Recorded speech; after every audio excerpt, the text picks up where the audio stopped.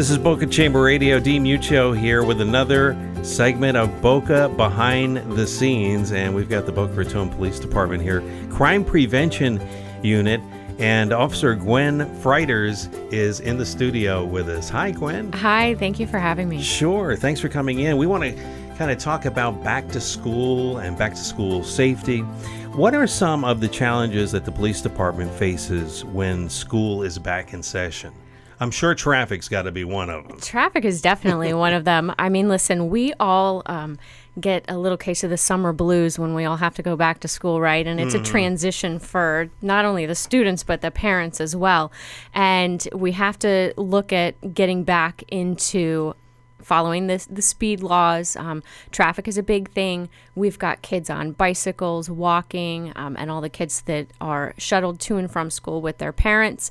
So just traffic safety-wise, we're looking for a few things. We want to make sure that people aren't speeding through our school zones. Most school zones are 15 to 20 miles per hour. Sure. And anytime those lights are flashing or you see a sign indicating a school zone, you've got to follow that slow speed. And also we're looking for how children are being transported in vehicles. A lot of parents are still not quite up to date with the current safety laws in terms of booster seats and seatbelts. And most of our kindergartners and first graders by law still have to sit in a booster seat with their seatbelt when they're transported in the back seat to get to school. Now, is there an age limit when they don't have to be in the booster seat, or is it a height thing?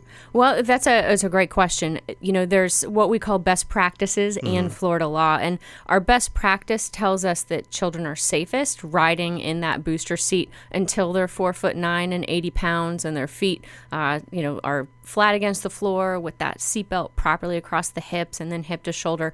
But Florida law requires them to be in that booster at least until they are 6 years old. So like I said, our VPKers, our kindergartners, even some of our first graders still by law need to be in that booster seat. But we would like to see them continue to be boosted until sometimes even third or fourth grade.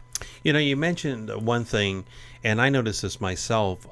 Even if you don't see the flashing lights, there's signs that indicate that it's a school zone, and these are the times that you need to slow down and obey the school zone speed limit. There's usually at least one of three different ways that a school zone is marked, and it's going to be either through signs, flashing lights on the side of the road. Some of them are overhead, and then there may be markers painted onto the street itself. So just knowing that we have a lot of schools across Boca, we need all of our drivers to really pay attention to where those school zones are.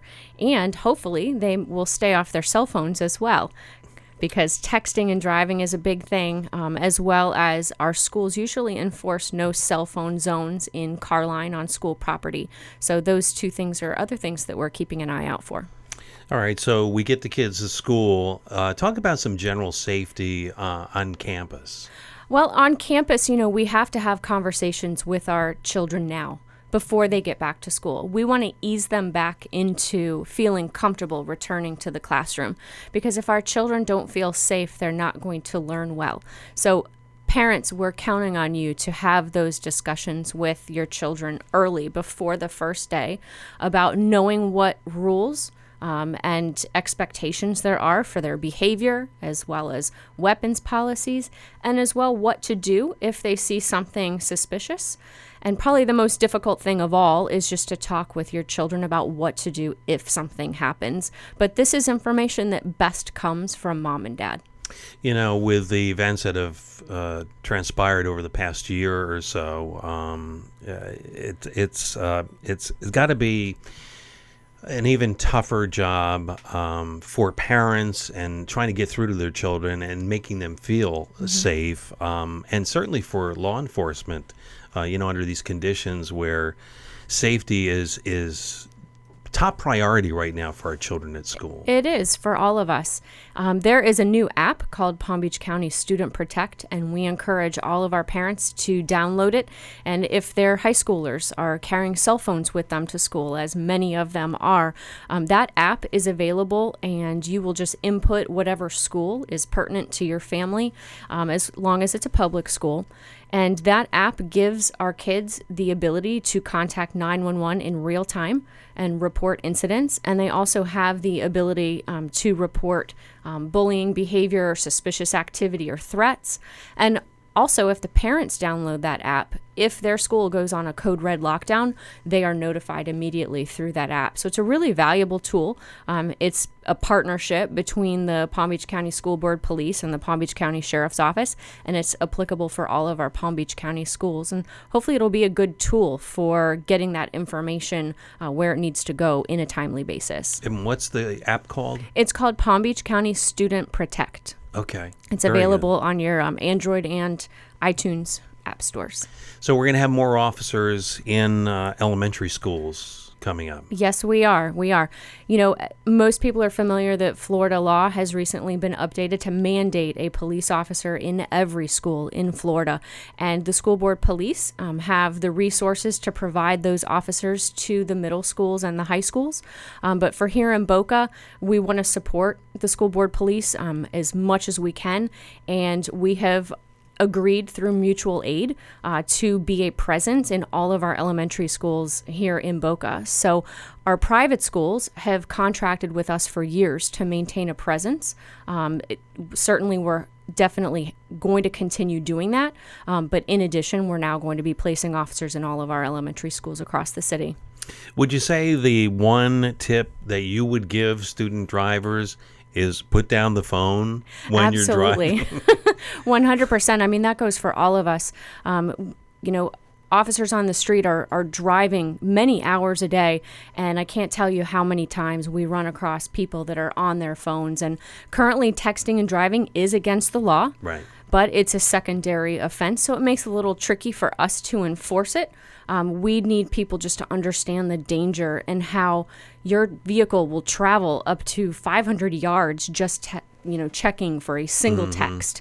And in that space, so many things can happen and so very quickly, and then you're not giving yourself enough time to react. We had one family that suffered a terrible tragedy. They lost a family member because he was texting while he was driving, and he was involved in an accident that took his life. So it does make a difference to keep that cell phone down. The texts can wait. You know, you mentioned, and a lot of people might not understand, what does that mean? It's a secondary law. It means that an officer has to witness some sort of other traffic violation in order to effect the traffic stop because he sees you texting and driving. I'm sure there's been a lot of talk about changing that law. Do you think that's going to happen soon? I certainly hope that it will. It's been in the Florida legislature a few times, and it's legislation that's supported by the Dory Schlossberg Foundation, our local foundation for traffic safety. We just haven't managed to get it passed, but it certainly needs to be done, and hopefully in the next few years we'll see it become a primary offense. We're talking with Officer Gwynne Friters, Boca Raton Police Department, the Crime Prevention Unit, about back-to-school safety. Talk about if you see something, say something. 100%. You know, so many times people see things, and we always want to wait for confirmation that something's wrong before we have, the guts to call and report it.